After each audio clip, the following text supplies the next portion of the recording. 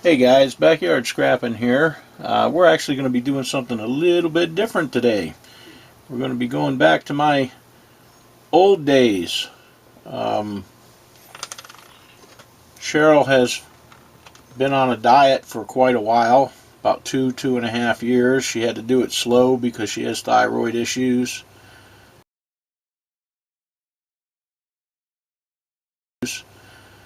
And her goal was to lose 40 pounds, and she did it, which means none of her jewelry fits anymore. So I have to go ahead and size everything down, being that I know how to do it, and I'm not going to pay some jeweler $65 a whack to do it. So that's what we're going to be doing. I'm going to go in and go ahead and start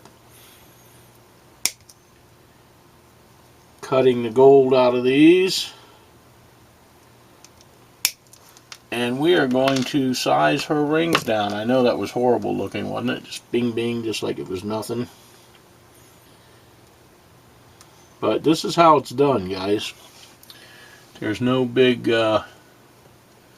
fancy secret to it. Jewelers aren't going to like me saying that, because they like charging you a whole lot. And I never charged a lot of money to size rings, even back in the day.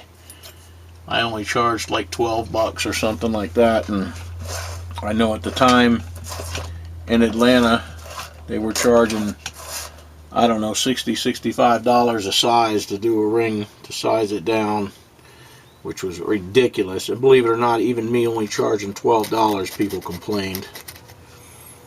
But so certain stones I don't have to worry about. This is actually a star sapphire that I cut that came out of Macon County, North Carolina, that I found, gosh, 30 years ago. So being that it is a sapphire, I don't have to worry about heat. So we're just going to go ahead and get this lined up.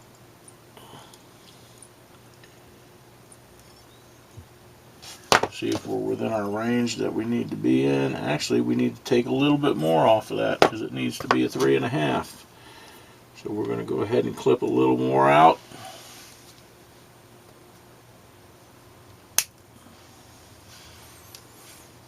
Put that over there in our little scrap pile. Square that edge up.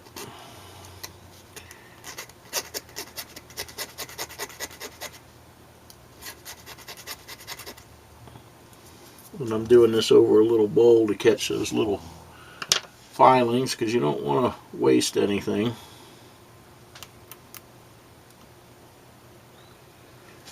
And we'll just edge that up. Let's see how close we are now.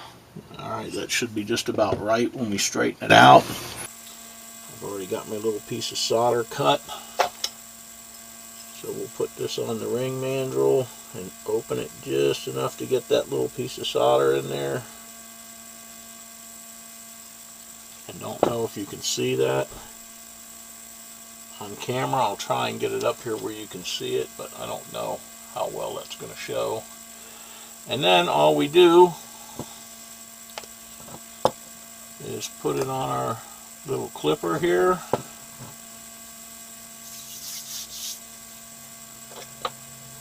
Light our torch. I'm going to turn this down. We've got our oxygen set on about 6 pounds.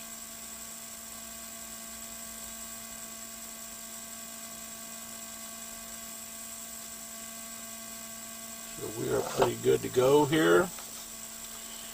And we're just going to heat that up and solder that joint together. And that is that. I'll let it cool off, and we'll move on to the next one. So let me get my torch set over here where it's not going to burn anything.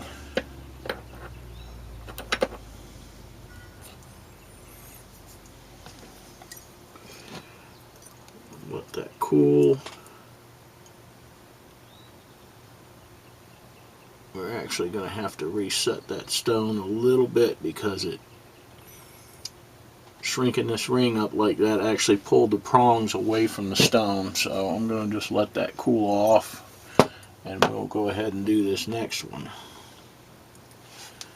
And this one is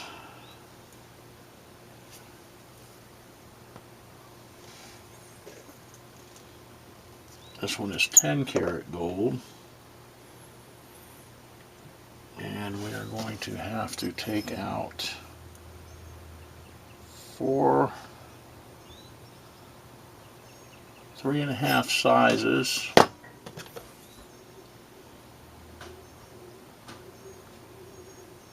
So that's a pretty good little batch.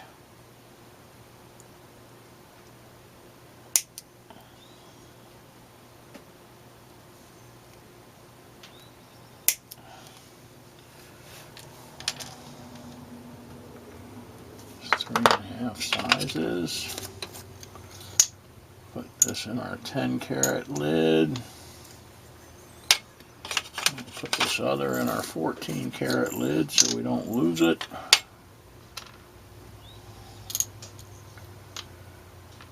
And we need some 10 karat solder.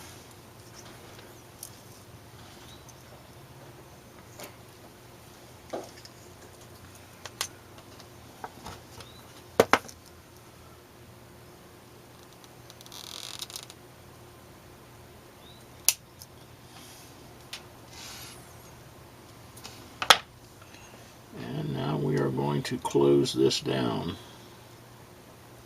Probably being that these are so small, they're coming down so small, we really have to be careful, watch our stones, that they don't get loose in this process.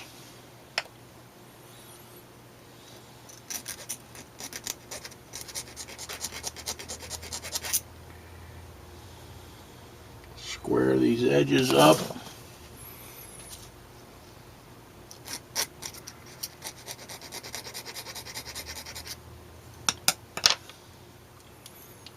Come past, get everything lined up.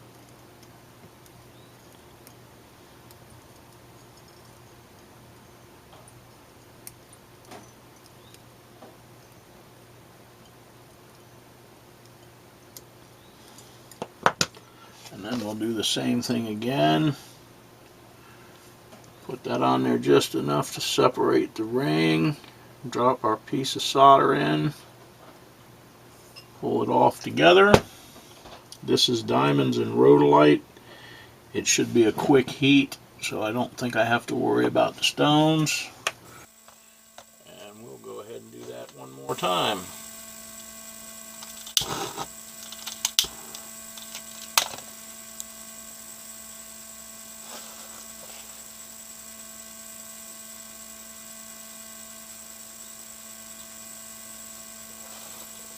And that's that.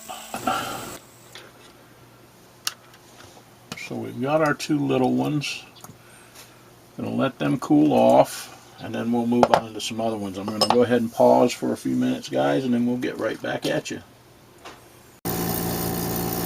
Okay, everybody, up to now, everything has been pretty straightforward. We've been dealing with either garnets,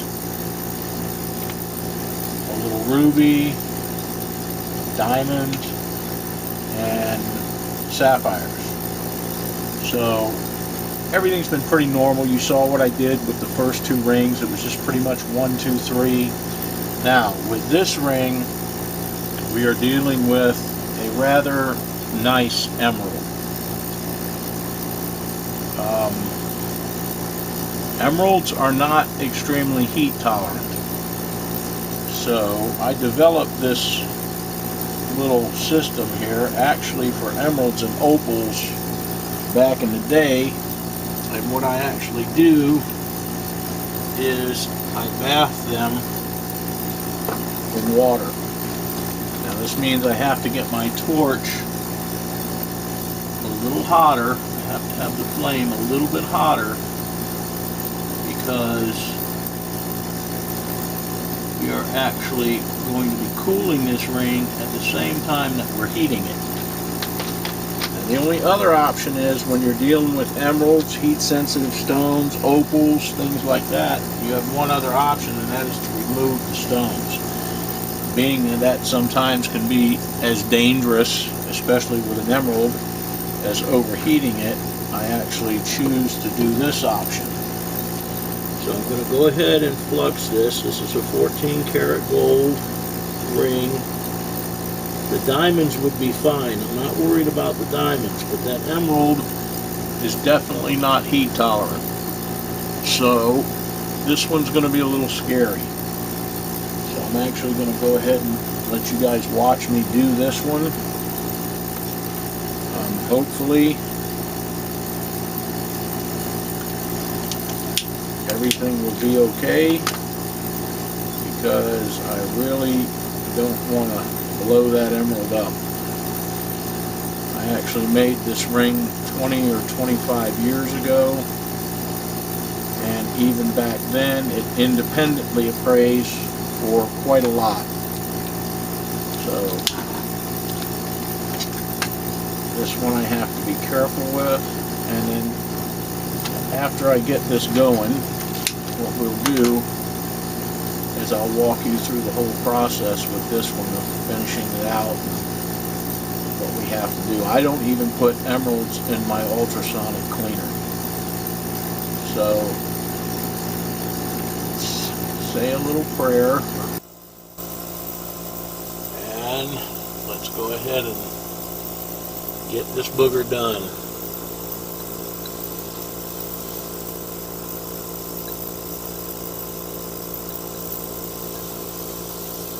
You can actually hear the water sizzling around the edge of the stone. I got my solder to flow. I'm not going to push it any further. But you can literally hear it sizzle. Now this is just like I said, this is a technique. This technique rarely will work with silver. Silver conducts heat a lot better than gold, so it actually cools the ring too fast when you try to do it this way. And most of the time with silver, if you have a heat sensitive stone, you've got to take the stone out. Alright, I'm going to pause. I'm going to finish up these other rings, then I'll take you through the final process of finishing this emerald ring. So we will be back at you in just a little bit. Okay guys, while our other rings are finishing up in the ultrasonic, I'm going to show you the process that we went through with each one of them, but on this emerald, because you saw I did bath this to actually do the solder joint, or to, you know, put the ring back together here. So I'm going to show you, I'm going to just go ahead and go through the whole process. Now this was with each individual ring. We did exactly what we're going to do here, other than the fact that I bathed that one because of the emerald and I didn't want to blow the stone up. So I'm going to just let this play, let this record, and I'm going to show you what we had to do to each one of these rings.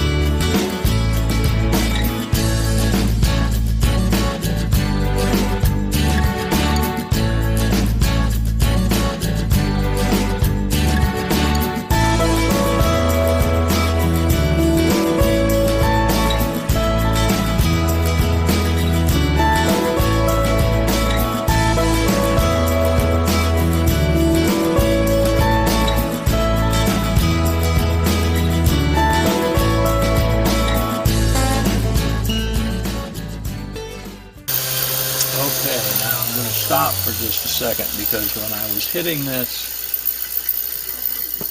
with this wheel, I saw one of these diamonds rolling, and that was this one right here.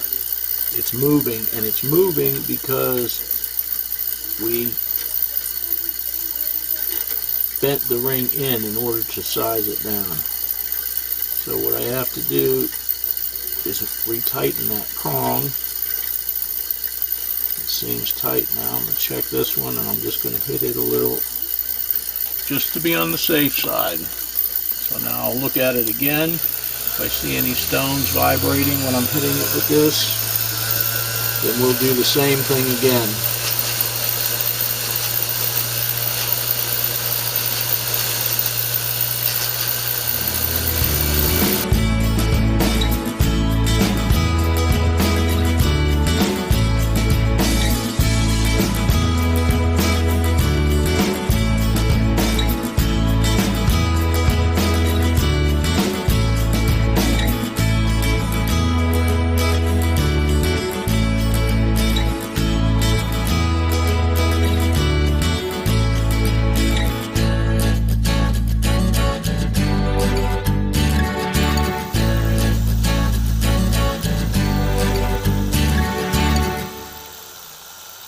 Alrighty everybody, that is it. Now I'm not going to put this one in the ultrasonic. I'm actually going to go clean it with a toothbrush and soapy water because I don't like putting emeralds in ultrasonics.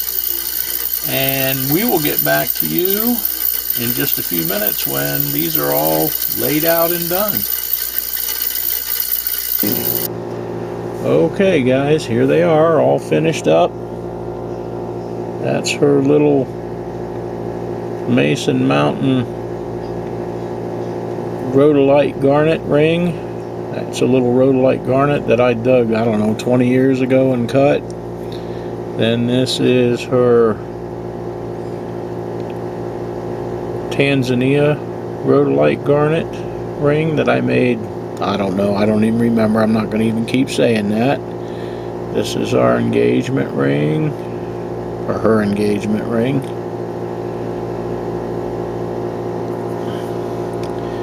The emerald that I was so concerned with because, like I said, I just don't like taking chances with emeralds. I've had a few break back in the day, and it's very expensive when that happens.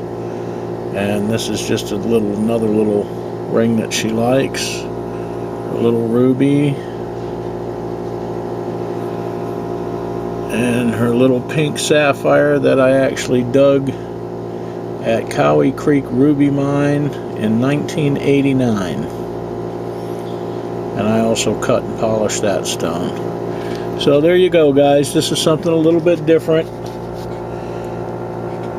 Thought you might be interested, seeing what I used to do this stuff all the time, and not anymore. But anyway guys, I hope you enjoyed the video, and we will get back at you in the next one.